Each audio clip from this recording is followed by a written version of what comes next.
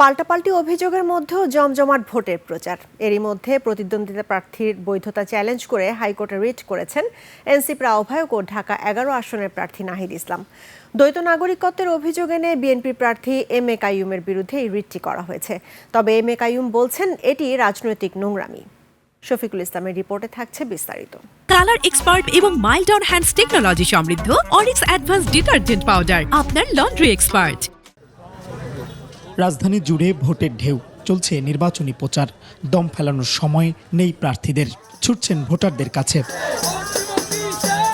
খিলগাঁও, সবুজবাগ ও মুগদা নিয়ে ঢাকা 9 আসন, যেখানে বিএনপি ও 11 দলীয় নির্বাচনী ঐক্যের প্রার্থীসহ মোট প্রতিদ্বন্দ্বী 12 জন।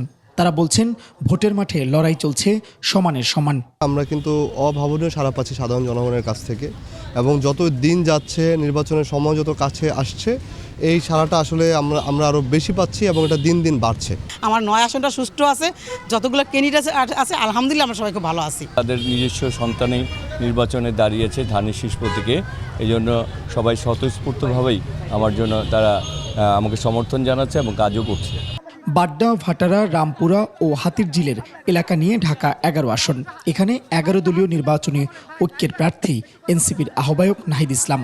তার প্রতিদ্বন্দ্বী বিএনপির প্রার্থী এম এ কাইয়ুমের হলফনামায় তথ্য গোপনের অভিযোগ তুলেছেন তিনি। এই এলাকার একজন প্রার্থী, তিনি দ্বৈত নাগরিকত্ব রয়েছে তার ভানুয়াতু নামে একটা দেশে, এবং এটা তিনি হলফনামায় তথ্য গোপন করেছেন। ফলে এই এলাকার সাধারণ ভোটাররা আমাদের কাছে এসেছেন যে এলাকায় এরকম একজন প্রার্থী হতে পারে না যিনি আইন এবং সংবিধান এখনই লঙ্ঘন করছেন।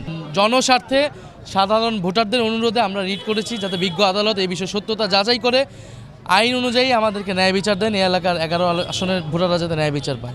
তবে বিএনপির প্রার্থী এম এ কাইয়ুম সকল অভিযোগ অস্বীকার করে আইনি লড়াইয়ের ঘোষণা দিয়েছেন। কোর্টে কাচারিতে আর ওগুলো তো ইলেকশন হবে না, ইলেকশন আসতে হবে ভোটারদের কাছে।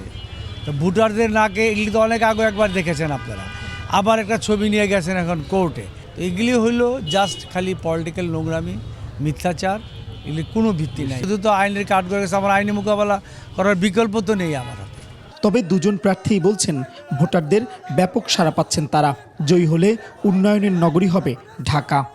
পরিবর্তনের পক্ষে ভোট দেওয়ার জন্য, সংস্কারের পক্ষে, ইনসাফের পক্ষে ভোট দেওয়ার জন্য মানুষ মুখিয়ে আছে, কিন্তু কিছু বাধা প্রতিকূলতা তৈরি হচ্ছে। 12ই ফেব্রুয়ারি আমরা ন্যায়ের পক্ষে, ইনসাফের পক্ষে ফলাফল আসবে বলে আমরা মনে করি। এই এলাকায় আমি কমিশনার ছিলাম, একর গ্যাস, পানি, বিদ্যুতের ব্যবস্থা আমরাই করেছিলাম। তো সুতরাং মানুষের আস্থা আমাদের উপর আছে। পাল্টাপাল্টি নানা অভিযোগ থাকলেও সবারই প্রত্যাশা সুষ্ঠু, সুন্দর ও নিরপেক্ষ নির্বাচন। শফিকুল ইসলাম, 21 টেলিভিশন, ঢাকা।